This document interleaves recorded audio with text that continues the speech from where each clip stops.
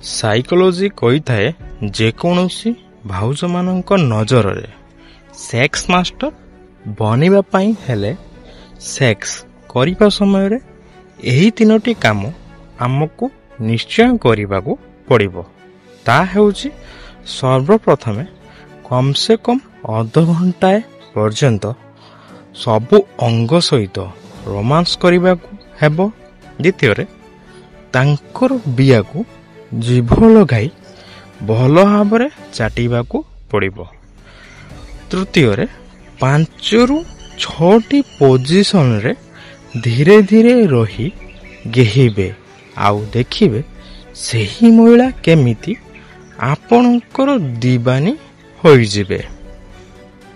Psychology କହିଥାଏ sex movie ଆମ ମସ୍ତିଷ୍କକୁ ସେହିଭଳି ଭାବରେ ଡ୍ୟାମେଜ୍ କରିଥାଏ ଯେଉଁଭଳି ଭାବରେ କୌଣସି ଡ୍ରଗ୍ସ କରିଥାଏ। ଏହି ଦୁଇଟି ଯାକ ଅଭ୍ୟାସ ଆମ ମସ୍ତିଷ୍କକୁ ପାଖାପାଖି ସମାନ ସ୍ତରରେ ଡ୍ୟାମେଜ୍ କରିଥାଏ। ସାଇକୋଲୋଜି କହିଥାଏ ମହିଳାମାନଙ୍କ ପାଇଁ ଲିଙ୍ଗର ସାଇଜ୍ ଠାରୁ ବି ଅଧିକ ଏହା ଜରୁରୀ ହୋଇଥାଏ କି ପୁରୁଷ ତାଙ୍କୁ କେତେ ଭଲ ପାଉଛନ୍ତି। ସାଇକୋଲୋଜି କହିଥାଏ ଯେଉଁ ମହିଳାମାନଙ୍କର ପୁରୁଷ ମିତ୍ର ଅଧିକ ଥାଆନ୍ତି ସେମାନଙ୍କର ଜୀବନ ବହୁତ ଭଲ ଓ ଟେନସନ୍ ଫ୍ରିରେ ବିତିଥାଏ। ସାଇକୋଲୋଜି କହିଥାଏ 34 ମିନିଟ୍ କଥାବାର୍ତ୍ତା କରିବା ପରେ ଗୋଟେ ମହିଳା ପ୍ରଥମରୁ ଜାଣି ଯାଇଥାନ୍ତି କି ପୁରୁଷ ତାଙ୍କ ସହିତ ଲଙ୍ଗ ରିଲେସନସିପରେ ରହିବାର ସମ୍ଭାବନା ଅଛି କି ନାହିଁ। ସାଇକୋଲୋଜି କହିଥାଏ ପୁରୁଷ କେବଳ ନିଜ ଖରାପ ସମୟରେ ଗୋଟେ ମହିଳାର ସାଥୀ ଚାହିଁଥାଏ ଓ ଭଲ ସମୟ ଆସିବା ପରେ ତାଙ୍କୁ ନିଜ ପରିବାର ଦେଖାଯାଇଥାଏ।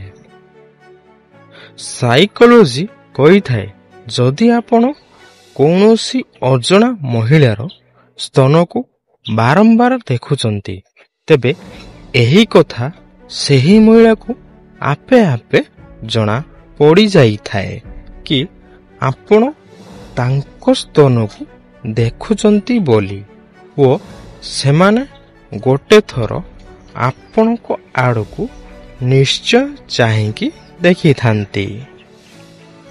ସାଇକୋଲୋଜି କହିଥାଏ ଯେତେବେଳେ ଆପଣ ଏକୁଟିଆ ରହିବାର ଖୁସି ଅନୁଭବ କରିଥାନ୍ତି ସେତେବେଳେ ସମସ୍ତେ ଆପଣଙ୍କ ପାଖରେ ରହିବା ପାଇଁ ମନ ବଳାଇବାକୁ ଲାଗିଥାନ୍ତି। ସାଇକୋଲୋଜି କହିଥାଏ ପରିବର୍ତ୍ତନ ବିନା ପ୍ରଗତି ଅସମ୍ଭବ ହୋଇଥାଏ। ଯେଉଁମାନେ ନିଜ ମନକୁ ବଦଳାଇ ପାରନ୍ତି ନାହିଁ ସେମାନେ କେବେ ବି କିଛି ବଦଳାଇ ପାରନ୍ତି ନାହିଁ। ସାଇକୋଲୋଜି କହିଥାଏ ଯେଉଁମାନଙ୍କ ଜୀବନ ସ୍ଥାୟୀ ପ୍ରେମ ଥାଏ ତାଙ୍କ ପ୍ରଫେସନାଲ ଜୀବନ ବହୁତ ସଫଳ ହୋଇଥାଏ।